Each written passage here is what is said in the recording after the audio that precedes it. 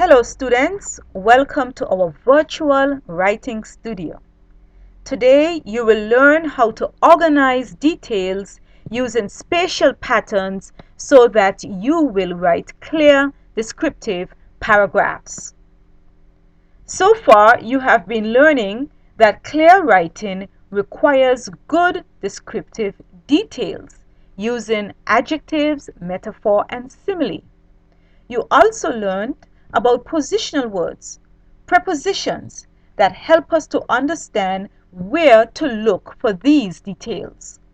Now we will learn one way to organize our ideas using spatial patterns. A spatial pattern of organization organizes information in a way that leads your reader from one point to the next according to how things fit within a physical space. We know someone is using a spatial pattern when we see signal words such as prepositions like above, beyond, next to, under, and so forth. Let's look at this scene with the cyclists. How could we arrange the details to make the picture clear to our reader? How would you make your reader's eyes move through the scene to create a clear picture?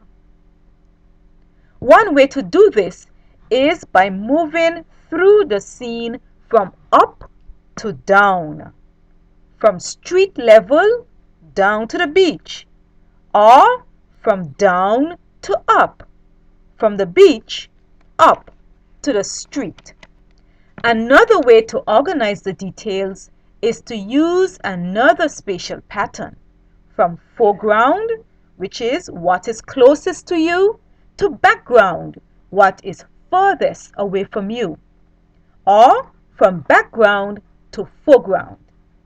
With foreground to background type of pattern, I would describe the race on the street, the spectators behind the guardrail.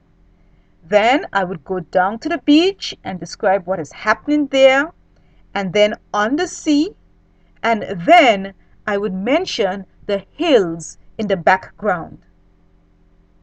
Here is another scene. Imagine that you are a travel writer and that you have to paint this scene of sandy ground for a magazine. You can also describe the details from the foreground to the background.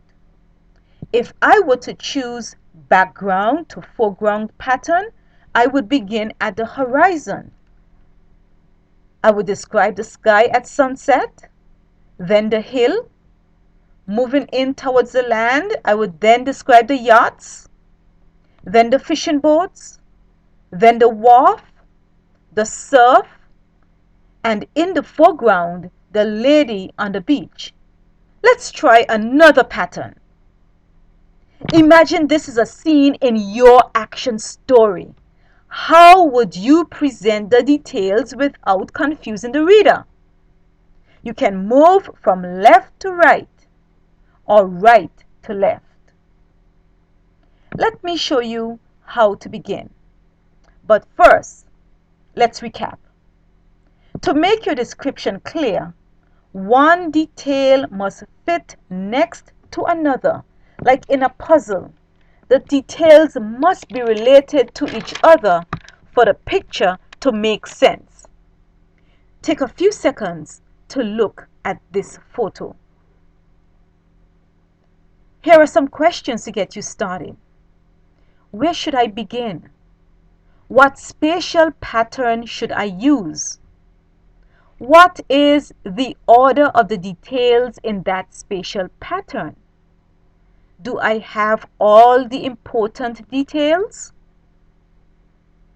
Well, I have chosen a pattern, background to foreground. The other patterns, up to down and left to right, are not suitable for this photo. My first detail is the cruise ship, then the pier, And then moving towards me, the next detail is the tourist in the sea bathing. Next detail, the tourists on the beach. And in the foreground, the coconut trees.